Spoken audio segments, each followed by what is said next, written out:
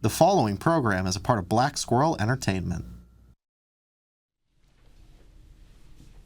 This week we've got all new discussions about Pokemon. And a very expensive Godzilla game. All Systems Go starts right now.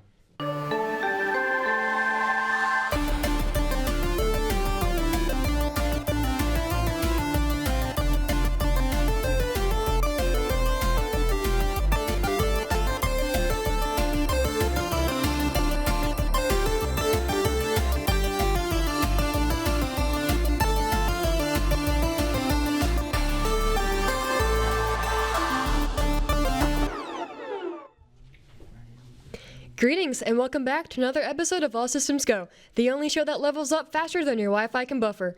I'm constantly connected Cassandra. And I'm low latency Laz. Let's get started.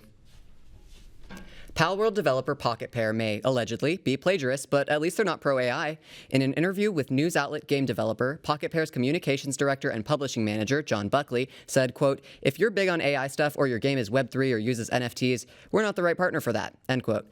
Unfortunately, as Buckley pointed out later in the interview, despite previously doing a good job of holding back the floodgates of low-quality AI-generated games, Steam's dam has started to crack under the pressure and AI slop is starting to seep through. It's a depressing world we're living in, but at least we know top priority game Palworld won't be including AI. Former God of War developer Megan Morgan Junio says game creators who don't embrace AI are selling themselves short. Speaking at Gamescom Asia X Thailand game show, Junio, who spent a decade at Santa Monica Studio, called AI a tool that will evolve whether the industry likes it or not. She compared today's generative AI to past innovations like motion capture and procedural generation, which once faced backlash but are now standard in game development. Still, Junio cautioned that AI won't replace the heart and fun at the center of great games like God of War. While some studios see AI as a way to cut costs, Junio believes its real value lies in enhancing creativity, not replacing it. If you thought watching the Lord of the Rings trilogy took a long time, Netflix has some plans that'll blow your mind. The streaming service has recently secured the global rights to Catan, the game that notoriously takes forever to play. Benjamin and Guido Teuber, the current co-CEOs and sons of the original creator, Klaus Teuber, said that, quote, "For 3 decades, Catan has connected families and friends around the world. Now we're thrilled to see it inspire storytelling on a global stage, staying true to our father's vision of creativity, strategy, and human connection," end quote. There's supposedly talk of not only movies, but also scripted and unscripted television shows. However, nothing's confirmed as of yet. Fans of Catan, will have to wait and see what happens. HBO Max subscribers are about to pay more, again. Warner Bros. Has officially raised prices across all subscription tiers. The basic with ads plan now costs $10.99 a month, up $1. Standard jumps $1.50 to $18.99, and premium rises $2 to $22.99 a month. Annual plans are also increasing by up to $20 a year. The new rate takes effect immediately for new users, while current subscribers will see the hike starting November 20th. The move comes ahead of several major HBO releases, including It, Welcome to Derry, A Knight of Seven Kingdoms, and House of the Dragon Season 3. Warner Bros. Discovery CEO David Zaslav says more increases could follow, arguing that viewers are willing to pay for quality content. Truth Nuke, the National Atomic Testing Museum in Las Vegas will be featuring an exhibition based on the Fallout franchise, aptly named World of Fallout, starting November 14th, 2025. The curator and chief community officer of the museum said that, quote, "What makes this exhibit one of a kind is that we're putting iconic Fallout symbols side by side with the history that inspired them. It's a chance for gamers and history buffs alike to see just how closely the two worlds connect," end quote. I think it's a great idea, and if I were anywhere near Las Vegas, I'd pay the exhibit a visit. If you happen to be able to go, let us know how it is. It's been a quiet week for Kent State esports, but there's still plenty of action on the scoreboard. In Week 7 of Super Smash Bros. Ultimate, Kent State received a bye in the 7 p.m. match before facing Miami at 9. While no public score was available, the team continues to dominate the standings, holding second place with an impressive 8-1 record. Over in Rocket League, Kent State faces Ohio University at 7 p.m. and Miami at 9 p.m. tonight. The team recently climbed to 7th place with a 2-5 record, and in Overwatch 2, Kent State is holding strong near the top, second overall with a stellar 9-1 record. Stay tuned for more updates as the semester's competition heats up. After the break, a discussion on the new Pokemon Legends ZA game. Wait, haven't I done this before? All Systems Go will be right back.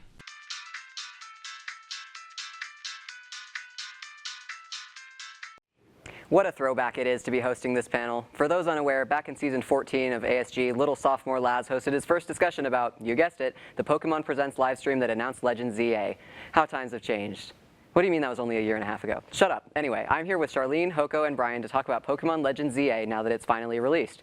Before we jump into it, here's a disclaimer. We're going to try to stay away from plot spoilers, but the Mega roster and featured Pokemon are fair game. So, I'll start things simple. How are y'all enjoying the game? Honestly, I've been having just an absolute blast. I've never used the new battle system that they decided to add, which makes it so you can actually run around with your Pokemon and they'll follow you, you can dodge attacks, and basically it's no longer a turn-focused battle system. But I've been able to get the hold of it remarkably quickly, and it's been fun. Somewhat the same. Very fun. Believe it or not, XY was my first actual Pokemon game without going backwards. So, the fact that we were waiting for Z and now ZA's out, and they changed the battle style so much to the point where I went on I think day 1 to online ranked and I was grinding, and a few days later I finally got Mega Greninja. Nice. Hoko? I have nothing valuable to add except I am also having fun and playing toys with this game. The battle system is really interesting. I appreciate it for a new step to the franchise and also it's nice that you can play online battles again in a Legends game because that was not present in the last one. Yeah, battling wasn't really a focus at all in Legends Arceus. Yeah, it's a little bit different. I feel like Legends Arceus was more focused on catching, while this one is more focused on battling, which is interesting because they removed abilities for some reason. Yeah, but that's crazy choice. That's for a later discussion, later question, I'm sure. Yeah. All right. This is a question that. Okay, here we go. Is there anything at all that you particularly have disliked about this? Is there anything you specifically are actually I hate this? Well, hey, I think removing abilities was a horrible decision, especially for a very battle-centric game, and also having megas at the same time, because that was besides the stat changes, that was a major part of why you would want to maybe choose a Mega over the regular Pokemon. Yeah, who is going to be using Mega Kangaskhan or Mega Mawile? Exactly, especially Mega Kangaskhan. That's the thing.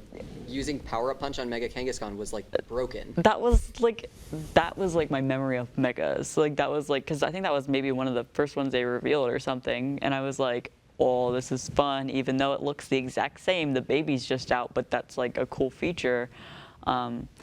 Just such a weird decision to omit abilities. And also, I will say, making it only take place in a city is a bit limiting, I've found, and maybe been a bit drab visually.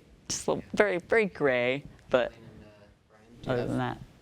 Where the hell did Wonder Trade go? It's not, you still got Link Trade, and I think you can have Link Play, but Game Freak just out of the blue, goodbye Wonder Trade, Thanos it out of here. Everybody loved Wonder Trade because... Actually, it's called Surprise Trade now. Okay. Surprise Trade. Fair. Yeah. But, yeah. I understand the Wonder Trade issue. I personally don't have any real issues, but in defense of the ability thing, they also weren't in Legends Arceus, so I'm just going to say that. I do agree with Hoko about it being weird in a battling-focused game. But... yeah, so I honestly don't have much to add in terms of things I haven't liked very much, but that's also because I haven't fully played through the game. I'm not very far along. So this is one of the things that I've I've been thinking about for months, which is team building. I will start off, and then I want to hear what your teams are. So I actually didn't fully flesh out this idea until I was literally playing the game, but I decided I wanted to have a team that was entirely Unova Megas, and in order to prevent too much overlap, I did decide to, rather than use Mega Scrafty, I went with Mega Audino. But yeah, so it's Emboar, Audino, Scolipede. Oh my gosh, my brain is broken right now. You're good. Yeah, Excadrill. Electros? Electros, I just evolved it. Actually, I might not have evolved my Electric yet, just because I wanted to check and see if there were any moves to learn. That's fair.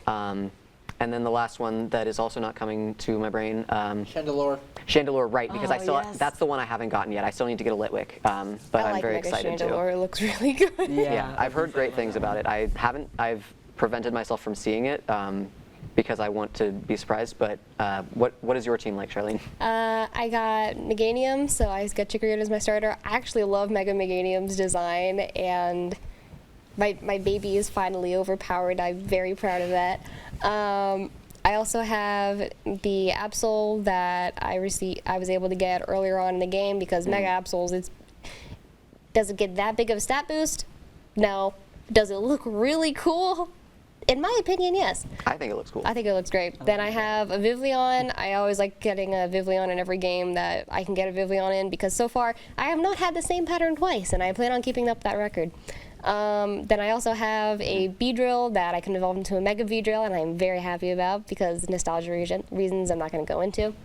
And then I also have a Mega Ampharos and a Talonflame. All right. From here on out, let's try to just keep to the names of the species of Pokemon, just so that we have time for everyone to talk. Sorry, I should have set a better example. Alrighty, so if it's my turn, I'm going to say I got Barbar the Emboar, I got a Chestnut, Mega Greninja, Mega Absol from the tutorial, the Ralts that you get in the mystery gift that holds the Gardevoir, I fully evolved that, so I have a Mega Gardevoir, and I also have a Talonflame. All right. Thankfully, my team is very small. It is only one. I'm playing like a 10-year-old, and I only have my starter, but that's because I've been switching out Pokemon to kind of do the decks at the same time. So I only have my beautiful Meganium named Intibus. It's like based on a binomial nomenclature name. Yeah, that's my only solid team. And very quickly, I think let's all answer the have you found any shiny Pokemon? Yes. No. Yeah. Yes. I have 3. Why am I the only one who has none? I have 3. They were all dumb luck. Except for the Murray. I forgot. The Shiny Marie from the tutorial. So I technically guessed one. Yeah, I found a Spinnerack the other night while I was waiting for food at Rosie's. And Hoko, I hear you have a lot. I have 11. What? We definitely do not have time for you to talk about all of them. Yeah, just know that I'm the GOAT. Yeah, Sure. Hoko's That's the all you GOAT, gotta know. and that's all the time we have for ZA today. But don't go anywhere. After the break, Cohlman plays a Godzilla game that he had to Mega Evolve his wallet to buy. All systems go. We'll be right back.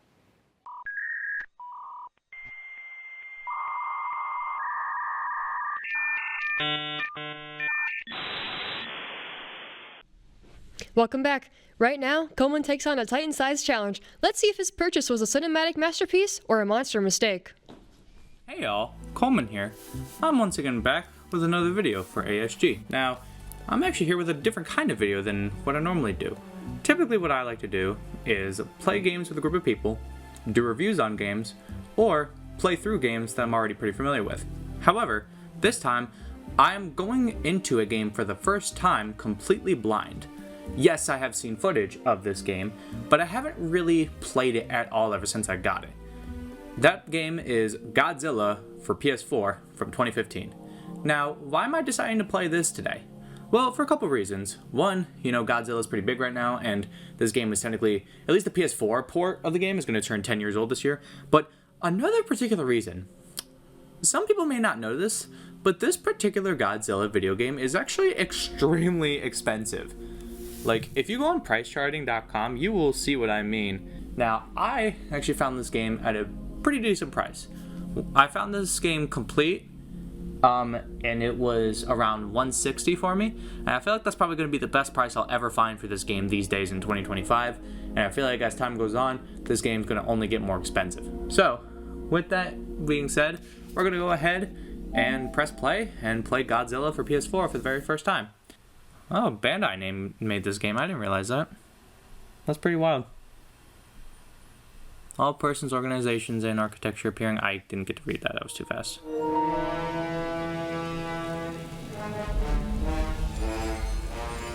Oh.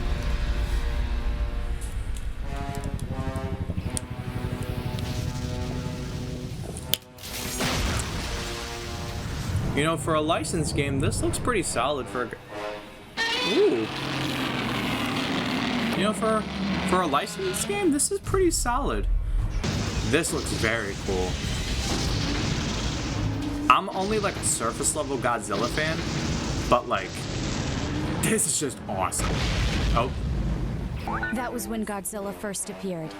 A 50-meter tall kaiju that laid ruin to a city center. Godzilla may not okay, the be controls. fast on his feet. Move forward, backward, left, right. L1 and R1 are to rotate left and right. And then the right stick is how you move your view. Okay. Oh, okay. Oh, this has like tank controls like Resident Evil. Okay. Thankfully, I like Resident Evil. So you can do normal attack with square, strong attack with a triangle, and then L and triangle for grab. Okay, so. Okay. What's a strong attack? Oh, like a nice tail. And then if I wanted to do L plus triangle. Oh wait, that is L plus triangle. Use all Godzilla's moves to bring down the TV tower. Alright, let's do it.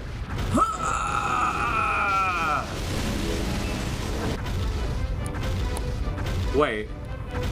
Oh, we had to destroy that thing over there. We didn't even have to destroy any of these other buildings. Jesus. Man, I love just doing that rant. Okay, turning Godzilla around is a bit of a bitch, but it's okay. Alright, let's use that atomic breath.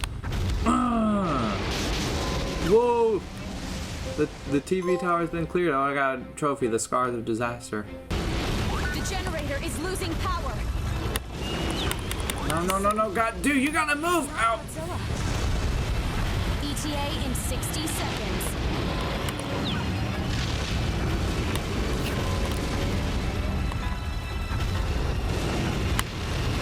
Destroy whatever this boat is. Bop, bop, The data bop. collection squad is requesting orders.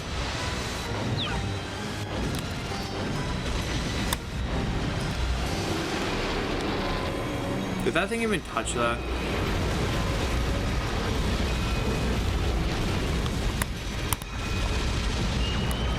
Oh God, move.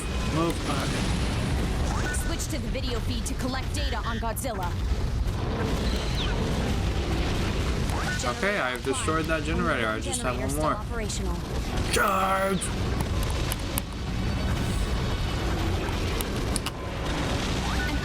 Okay. Ow! Okay, I gotta get out. Okay, ow! Ow! Ow! Let me move! Go! If you did have to worry about health with how janky the controls are and everything you have going on, then this game would have probably been way more frustrating than fun.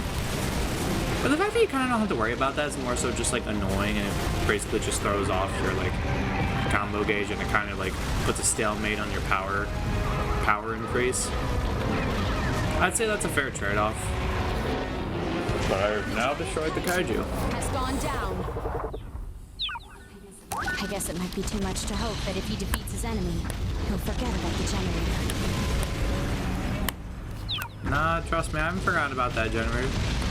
It's across town, but I haven't forgotten about it. And by across town, it means...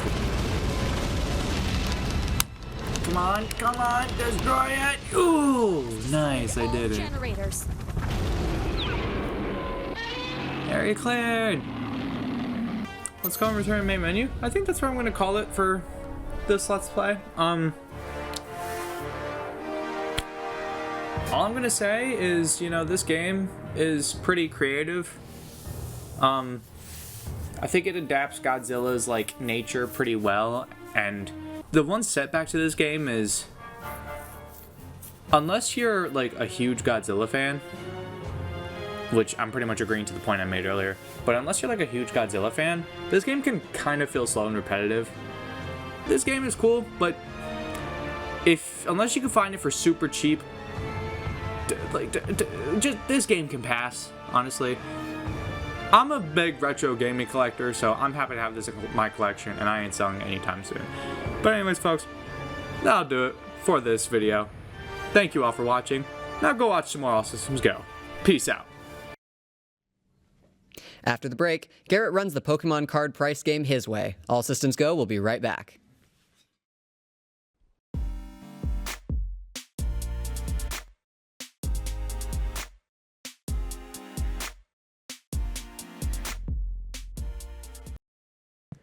Hello everyone, welcome to the Pokemon Price is Nice Part 2. This time I will be making the rules. Today we have Mike, Brody, Lynn, and Cassandra. Alright, this is Price is Right rules. It's person who has closest to the price without going over. If everyone gets it wrong, we'll just go normal, closest to the price. You'll write your answer down on the board. Let's start it off. Let's see the card. We have the graphic for that? Okay, that's fine. Lycanroc, there it is. Lycanroc GX, Sun and Moon Black Star promo number 14. I chose this card because I think it looks cool. I think it's interesting. Yeah, when you guys are ready, feel free to reveal your answers. $14, $17.50, $75. It is $1.16. So I believe that would be Cassandra, right? Yeah. Okay. That's all right. Yeah, this card is really bad. It never saw play when it came out. It definitely doesn't see play now. It's just bulk. Psyduck. This is another promo from Mega Evolutions, number 007, James Bond. Y'all watch that? I've seen that. I've seen one of those. Yeah, Psyduck. See what we got here. $1.35, 56 cents, 20 cents, $2.75. Mike, you're the closest. This is a $14 card. $14.60. No way. Still Psyduck? quite good. It turns off. Basically crazy. says your Pokemon can't kill themselves. Oh. I've never had that problem with my Pokemon. We got, well, it's good. Ditto V. This card, that's from Shining Legends. It was a Sword and Shield set. It's got an ability, quite a lot of text on that card. And that attack, kind of basic, but it does attach an energy from the discard. We got $6, $16, $15, $27, and $16.50. That is $1.09. So that'll be a point for Lynn. Next up, Gardevoir EX. This card won Worlds. This is like a major power player. It's been good since it came out in Scarlet and Violet base. It's good now in Worlds. And back in August, it still wins tournaments all the time. This is a great card. Psychic is always a good type, but it's just great now. $54.90, $18.22, $17.12. Gardevoir EX is 81 cents. So that'll be, or what was yours, Brody? 1822, but I think Cassandra? Cassandra had Yeah. lower. I had 22 cents. Okay. Yeah. Super cheap. Reprinted a bunch. This is Special Delivery Bidoof. This is another promo, Sword and Shield number 177, not 117. I have this card. As you can see, it's like someone scanned this. They didn't actually get the raw for this. I couldn't find this. Not on TCG Player. $3, $20, $5.20, $7.20. This card is $354.26. Oh my God. What? It was a mail order promo. You would pay $20 on the Pokemon Center, and they would send that to you. Who had the closest for that one, by the way? I had 20. Cassandra, okay. Yeah. Special delivery charge, same deal. Stayed at 30. I would pay 20 for that. Let's see. Yeah. I also have this one. I have both of these, by the way, so you could say I'm rolling in it. Yeah. It has kind of a good attack. Search your deck for up to 2 item cards, better than the other one. $200, $113, $350. This one is $143. The Charizard tax does not apply here. Brody, what was your price? $350. Okay, another Cassandra. Yeah, Charizard tax. Everyone knew that this would be so expensive, so everyone got it, and so it's not worth as much. Comfey from Lost Origin. This is technically a promo, but it is a reprint. This is a pre-release promo. This is a great card. I love this card. Mechanically, I played 4 of these. I only played one of this version, but I played a bunch of the base version. Just a great card. We got $230, $615, $10. Let me see my little list. Comfey. Oh man, I might not have written the price. Well, that's okay. It's 26 cents. It's not worth all that much. Who had the lowest? That would be Mike. Okay.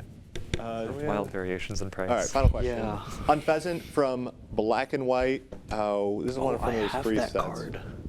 It cannot be worth a lot. Oh yeah. Let's see those prices. Mike is the best price. The winner overall is Cassandra. Congratulations, 4 points. All right, that is all the time we have for this week's episode of All Systems Go. Follow our Instagram for some fun behind-the-scenes content and YouTube for our past episodes. All Systems Go, signing off.